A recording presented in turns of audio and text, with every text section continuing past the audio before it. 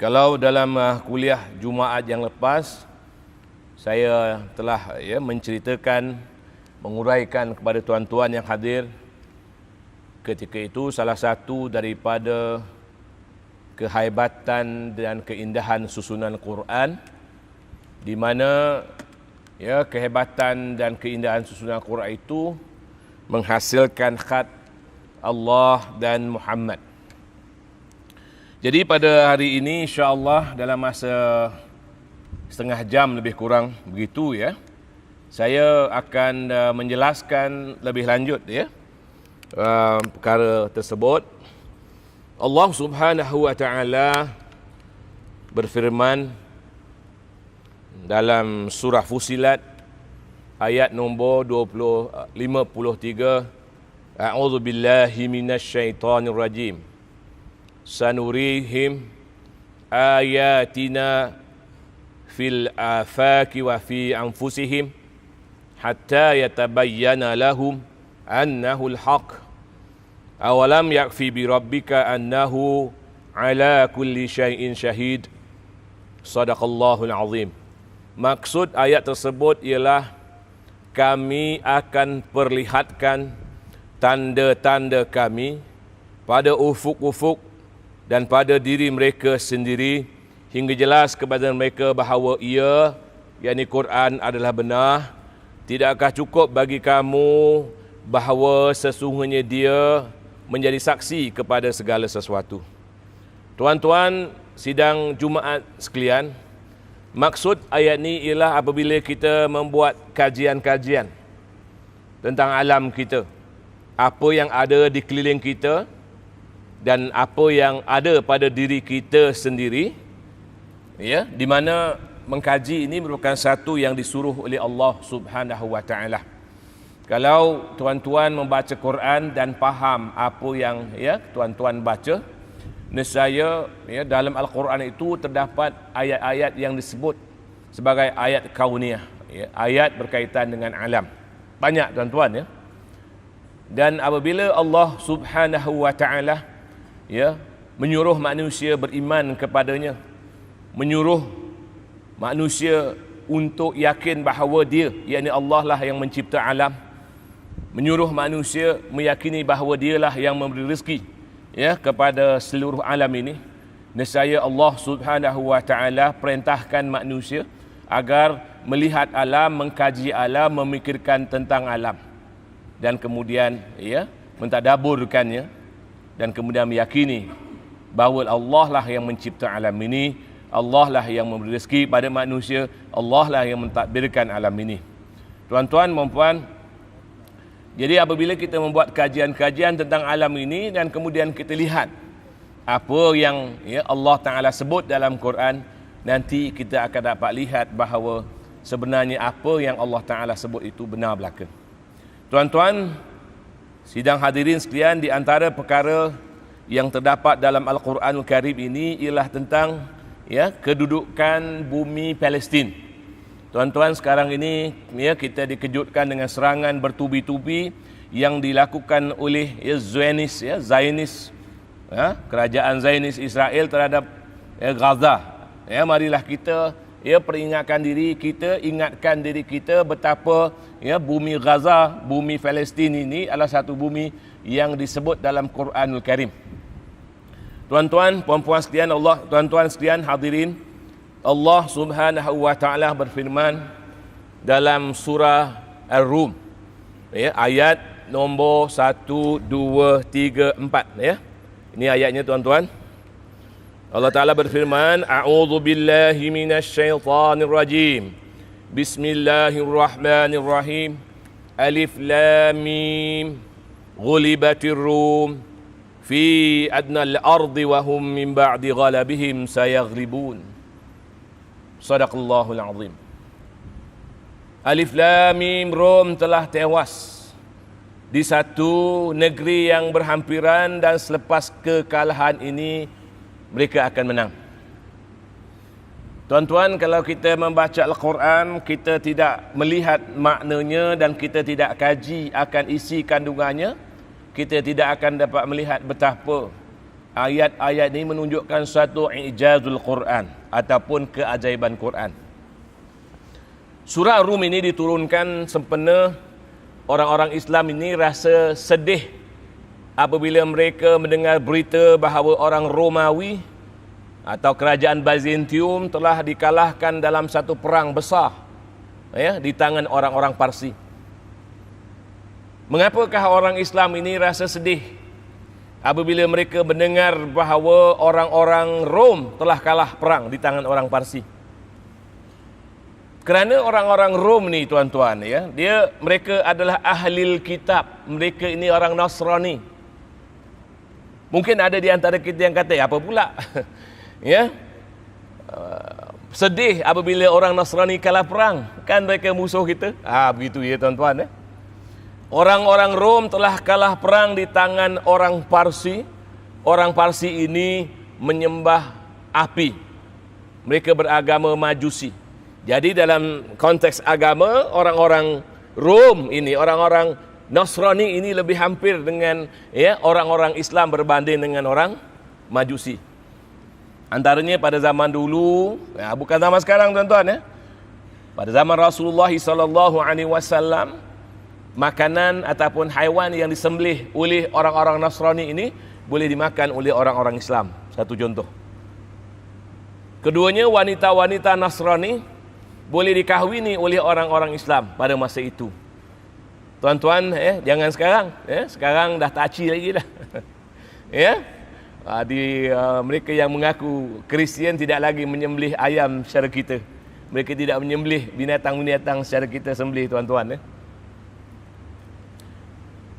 Dan ada beberapa sebab lagi tuan-tuan, kalau kita tengok dalam ajaran agama Nasrani banyak ataupun ada di antara ajaran-ajaran mereka yang sama dengan ajaran Islam. Sebab mereka ni ahli kitab. Mereka dalam kitab suci mereka ada cerita tentang Nabi Adam AS. Nabi Adam AS ini manusia yang pertama dijadikan daripada tanah. Mereka tahu cerita-cerita ini dalam dia punya kitab suci. Dalam kitab suci mereka juga ada semua disebut para nabi yang ada di dalam Quran. Semua nabi-nabi yang terdapat dalam Al-Quranul Karim disebutkan di dalam kitab mereka. Daripada Nabi Adam AS sampailah Nabi Isa AS. Nabi Muhammad tak disebutlah kecuali dalam bentuk kiasan tuan-tuan. Itu masih yang lain. Jadi apabila mereka ini kalah perang, pastinya orang-orang Islam rasa sedih. Lalu Allah Ta'ala turunkan ayat-ayat ini. Alif Lam Mim ghulibatir Rum. Rum telah tewas fi adnal ardi wa hum min ba'di ghalabihim sayaghlibun. Apa yang menjadi ijaz di sini? Apa yang menjadi suatu yang menakjubkan di sini dalam konteks sains, tuan-tuan? Ialah perkataan adnal ard. Adnal ard. Adna ni ada dua makna, tuan-tuan. Yang pertamanya maksudnya ialah di negeri yang berhampiran, seperti mana yang biasanya kita baca di dalam kitab-kitab tafsir ataupun terjemahan-terjemahan Quran. Ini di negeri yang berhampiran. Adna maknanya berhampiran antara maknanya. Tuan-tuan tengok, saya punya kamus ini. Lah maksud adna antaranya ialah di negeri yang berhampiran, dan satu lagi makna adna ialah di permukaan bumi yang paling rendah, situated lower down. Tuan-tuan perhatikan di situ, adna berada pada kedudukan yang rendah. Adna. Tuan-tuan hadirin ahli jemaah sekalian, perkataan ini peperangan berlaku pada tahun 614 Masehi. 614 Masehi, tuan-tuan. Dan peperangan tersebut berlaku di sekitar Laut Mati, Bahrul Mait. Tentera-tentera Sassanid ataupun Parsi. Kalau tuan-tuan tengok peta ni, dia bergerak daripada bumi Urdun atau Jordan, yang dikuasai mereka, dan mereka melepasi sungai Jordan dan kemudian mengalahkan tentera Rom berhampiran dengan Laut Mati. Ya tuan-tuan ya. Ini peta ya, kalau tuan-tuan yang di depan ini nampak, ini peta Palestin. Ya tuan-tuan ya. Ini ialah Ariha atau disebut Jericho. Ya, saya lebih suka sebut Ariha, nama Arab dia. Ya.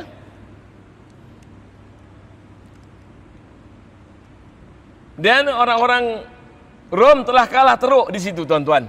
Ya, di antara perkara yang berlaku ialah dia punya padri besar, dia telah ditawan oleh askar-askar Parsi atau Sassanid, palang salib yang dikatakan digunakan untuk menyalib Nabi Isa alaihissalam, ya, juga dilarikan ya oleh tentera Parsi, ya, dibawa ke Empire Parsi. Nabi Isa tidak disalibkan, ya, dalam Quran disebut dengan jelas. Apakah yang menakjubkan dalam konteks ini tuan-tuan? Apa yang menjadi satu bentuk yang disebut miracles of the Quran? Tuan-tuan, ya, kalau kita tengok, ini dia peta Palestin, ini Bahrul Mait, ya, ini peta dia, ini peta dia, ikut satelit. Disebut dalam Quran fi adnal ard. Kalau tuan-tuan tengok ensiklopedia Britannica ke ensiklopedia yang besar-besar lah ya, atau tengok globe yang besar, tengok peta yang besar tuan-tuan, dia akan tunjukkan the Dead Sea itu, kawasan itu is the lowest point on earth, permukaan bumi yang paling rendah, permukaan bumi yang paling rendah tuan-tuan ya, the lowest point on earth. Nakjubkan apa macam tu ya tuan-tuan? Mungkin ada orang tanya, macam mana peliknya? Peliknya begini tuan-tuan, permukaan bumi yang paling rendah di atas muka bumi ini berada pada keliling Laut Mati, dan disitulah berlaku peperangan di antara orang Romawi dan orang Parsi, di mana orang Romawi telah tewas. Tidak ada permukaan bumi yang lebih rendah daripada permukaan bumi di keliling Laut Mati. Ada pelajar tanya saya, dia kata, cikgu, saya dulu cikgu lah ngajar di sekolah tuan-tuan. Bagaimana Mariana Trench? Ya, Mariana Trench ya, yang ada dekat Filipina itu namanya Mariana Trench, dekat dalam lautan. Saya sebut ini berkaitan dengan permukaan bumi, daratan kering, tanah kering yang paling rendah sekali di atas muka bumi itu berada di keliling Laut Mati, dan disitulah tentera Rom telah dikalahkan oleh tentera Parsi. Cuba tuan-tuan fikir, macam mana manusia tahu tempat itu paling rendah? Bagaimana saintis tahu tempat itu paling rendah? Manusia tidak pakai juru ukur tuan-tuan kalau nak tengok peta permukaan bumi. Mereka tak boleh pakai juru ukur nak tahu tempat paling rendah, sebab permukaan bumi sangat-sangat luas. Mereka terpaksa menggunakan satelit. Mereka gunakan satelit tuan-tuan, ya, untuk mencerap, ya, remote sensing permukaan bumi, sehingga mereka dapat kesan permukaan bumi yang paling rendah ialah di keliling Laut Mati. Dan tuan-tuan tahu tak, bila agaknya satelit mula digunakan oleh manusia tuan-tuan? Lepas tahun 60. Saya percaya tuan-tuan pernah dengar orang namanya Yuri Gagarin. Orang pertama naik ke angkasa lepas. Itu lepas tahun 60. Ya, naik melalui kapal angkasa mereka. Tetapi persoalannya tuan-tuan, macam mana Quran tahu? Bagaimana Quran tahu memberi satu, ya, indication kepada kita bahawa permukaan bumi yang paling rendah itu ialah di keliling Laut Mati, di mana peperangan berlaku. Itu yang kita sebut tuan-tuan, Allah Ta'ala Maha melihat, Allah Ta'ala Maha mengetahui, Allah Al-Khaliq, Allah Al-Alim, Allah Al-Basir. Ya tuan-tuan, kalau kita membaca Al-Asma'ul Husna, kita sebut, ya, perkara-perkara, ya, nama-nama Allah Ta'ala ini. Tetapi bila kita buat kajian-kajian kita tahu bahawa Allah Ta'ala maha melihat. Manusia terpaksa gunakan satelit. Allah Ta'ala dah beritahu kita awal-awal lagi bahawa permukaan bumi yang paling rendah ialah permukaan bumi di mana peperangan yang antara orang Romawi dengan orang Parsi berlaku, dan disitulah peperangan di mana orang Rom telah tewas perang, tuan-tuan. Subhanallah. Itu satu contoh ya, tuan-tuan.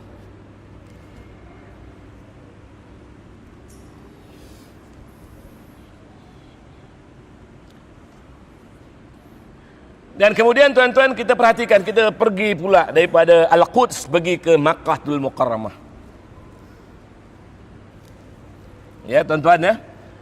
Barangkali ramai yang tahu benda-benda macam ni, tapi bila saya ceramahkan lebih ramai orang lebih tahu ya.